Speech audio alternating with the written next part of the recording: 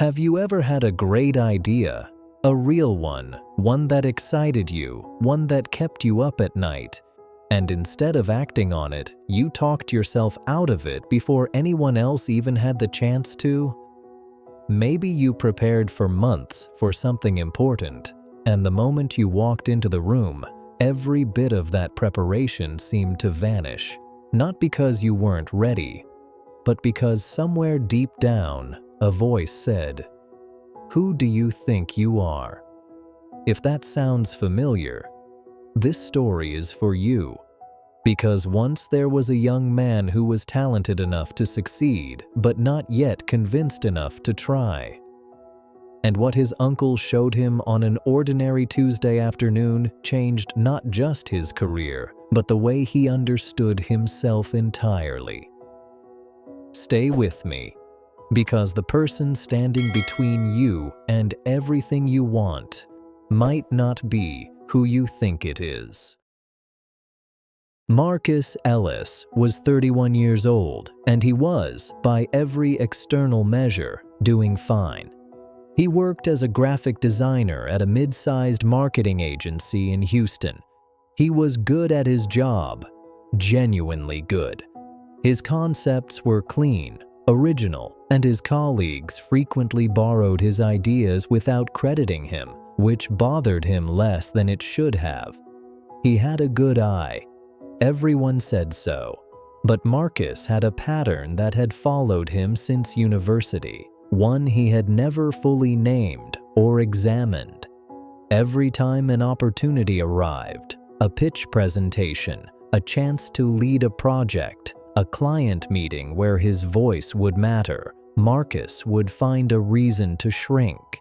He would prepare more than anyone else in the room. He would know the material better than anyone else in the room. And then, at the critical moment, he would defer. He would say, "I think James has a good point," when he actually disagreed. He would email his ideas to his manager instead of saying them out loud. He would volunteer to handle the follow-up work rather than the front-facing moment. He told himself it was humility. He told himself he was a behind-the-scenes person. He told himself his time would come. But 6 weeks ago, the agency had announced a new creative director position, and Marcus, who had quietly built half the agency's most successful campaigns, had not applied. His colleague, Priya, had noticed. She stopped by his desk one afternoon and said simply, "Marcus, why aren't you going for it?" He gave her 3 reasons, all of them logical. She listened to all 3 and then said, "Those aren't reasons. Those are excuses dressed up in a suit." He laughed it off. But that night, sitting alone in his apartment, he replayed her words and felt something uncomfortable shift in his chest. Because she was right. And he knew she was right. And knowing didn't change anything, which frightened him more than the opportunity itself. He called his Uncle David the next morning. Uncle David was 58, a retired secondary school art teacher who spent his retirement restoring old furniture in a workshop behind his house in Beaumont. He had big hands, a slow way of speaking, and a habit of asking questions that felt simple until you tried to answer them. Marcus arrived on a Tuesday afternoon. He told David everything, the position he hadn't applied for, the pattern he had noticed, the way he always prepared more than anyone, and then stood aside at the last moment. David listened without interrupting. When Marcus finished, he stood up without saying anything and walked into his workshop. He gestured for Marcus to follow. The workshop smelled of sawdust and linseed oil. Along one wall was a long workbench covered in tools. In the center of the room, a large antique mirror leaned against a wooden frame. Tall, ornate, its surface clouded and dark with age. David picked up a soft cloth from the bench and handed it to Marcus. "Polish it," he said. Marcus looked at him. "The mirror." Marcus took the cloth and began to rub the surface. Slowly, beneath the grime and the age, the glass began to clear. A reflection emerged, his own face, becoming sharper with every pass of the cloth. He worked for several minutes. David watched without speaking. When Marcus finally stopped and looked at his own reflection clearly, David said, "How long has that mirror been in this room?" "I don't know," Marcus said. "4 years," David said. "And in 4 years, I have polished every piece of furniture in here, restored chairs, cabinets, a dining table. But I never polished that mirror." He paused. "Do you know why?" Marcus shook his head. "Because polishing everything else is easier than looking at yourself clearly." They went back outside and sat on 2 old chairs beside the workshop door. The afternoon light was warm and low. David poured 2 glasses of water from a jug on the windowsill.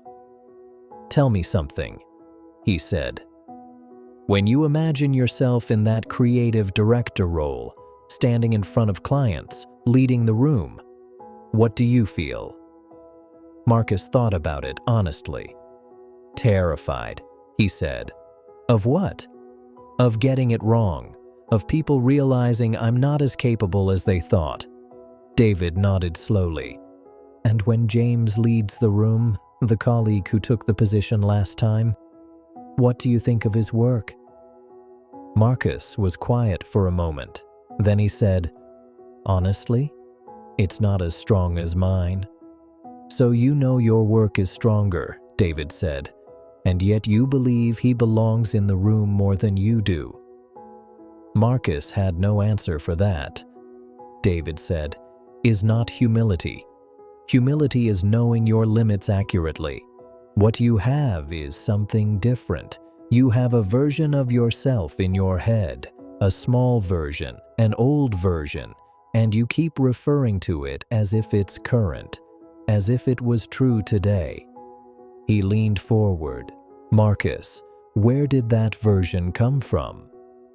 And that was the question that cracked something open, because Marcus knew exactly where it came from.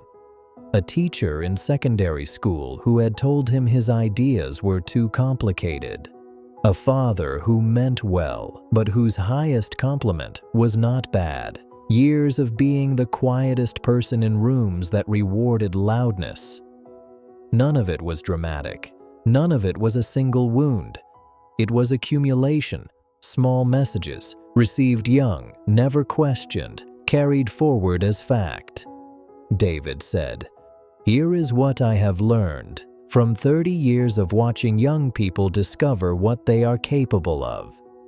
The voice that tells you that you are not enough, that voice is not wisdom, it is not caution, it is not realism." He picked up the polishing cloth from where Marcus had set it down. "It is an old mirror that has never been cleaned, and you have been making decisions based on a reflection that stopped being accurate a long time ago." He handed the cloth back to Marcus. He said, "Is not to become someone new. The work is to see yourself as you actually are." Marcus drove home that evening and did something he had never done before. He opened a new document on his laptop and wrote at the top, "What I have actually built," not what he hoped to build, not what he planned to do someday, what he had actually already done. He wrote for 40 minutes. By the end, the list was longer than he expected. Campaigns he had led quietly, ideas that had become the agency's signature work, clients who had specifically asked for him by name, skills he had developed over 9 years that he had been treating as unremarkable simply because they came naturally to him. He read it back and felt something strange, not pride exactly, but accuracy, a clearer reflection. The next morning, he applied for the creative director position. The 2 weeks that followed were harder than he expected. The old voice came back, louder, if anything, because now there was something real at stake. He almost withdrew the application twice. Once at 11 at night, when he convinced himself the panel would see through him immediately. Once on a Thursday morning, when he heard a colleague mention that 4 strong candidates had already been interviewed. Both times, he opened the document on his laptop. He read the list. He did not withdraw. He prepared his presentation with the same thoroughness he always brought, but this time he added something new. Each evening for 2 weeks, he sat with his journal and answered one question. What would I say if I knew they already believed I could do this? The answers he wrote were cleaner, bolder, and more honest than anything he had prepared before.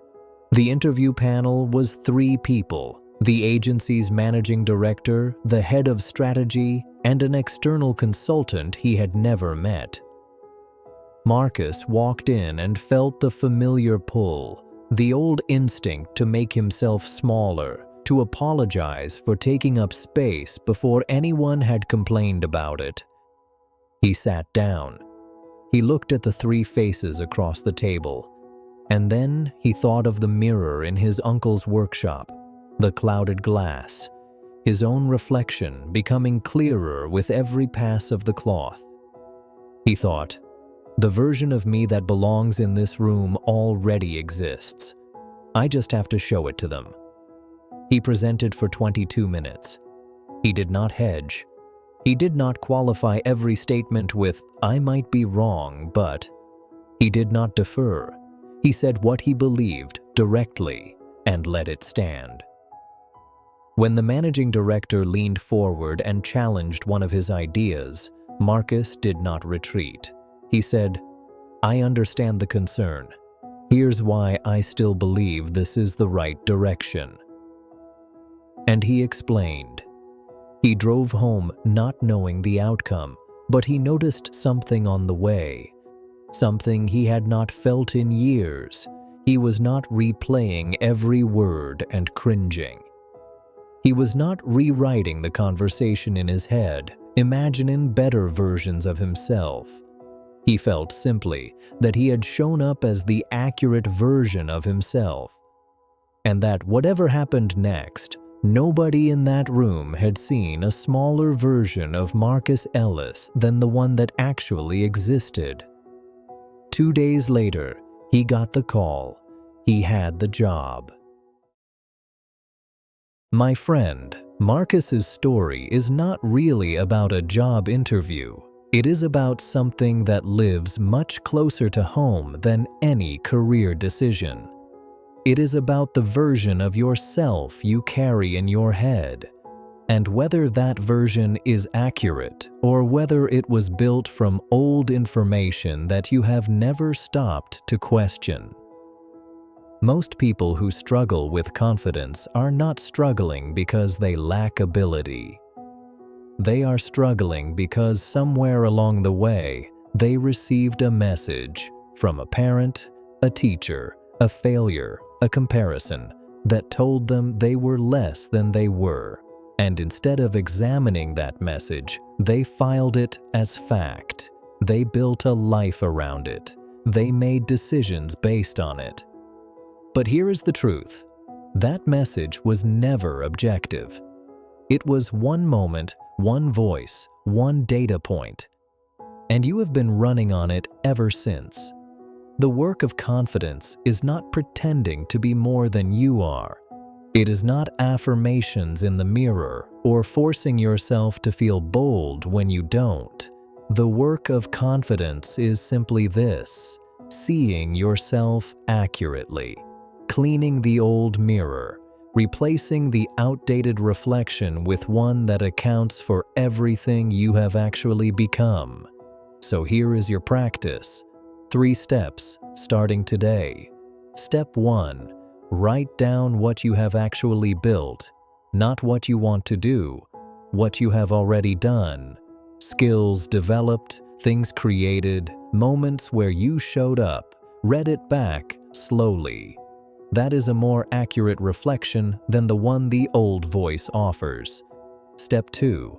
Every time the voice says, "Who do you think you are?" answer it, out loud if you have to. Say, "I am someone who has done this, built this, survived this." Don't silence the voice. Replace the answer it expects with an accurate one. Step 3.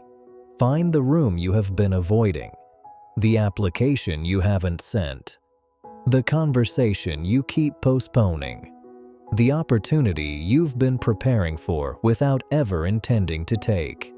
Take one step toward it this week, not because you feel ready, because readiness is built by walking through the door, not by standing outside it. The most accurate version of you is not somewhere in the future. It is already here. It has been built by every year of work, every failure you recovered from, every skill you developed quietly and never gave yourself credit for. You do not need to become someone new. You need to stop mistaking an old reflection for a current one.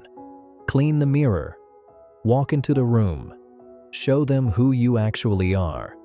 Drop a comment right now and tell me, what is one room you have been avoiding? One opportunity you keep preparing for but never taking? Write it down. Let's hold each other to it. Share this with someone who is ready but doesn't know it yet. And subscribe, because the next story is coming, and it might be exactly what you need to hear. So clean the mirror, because the person you've been looking for has been standing there all along.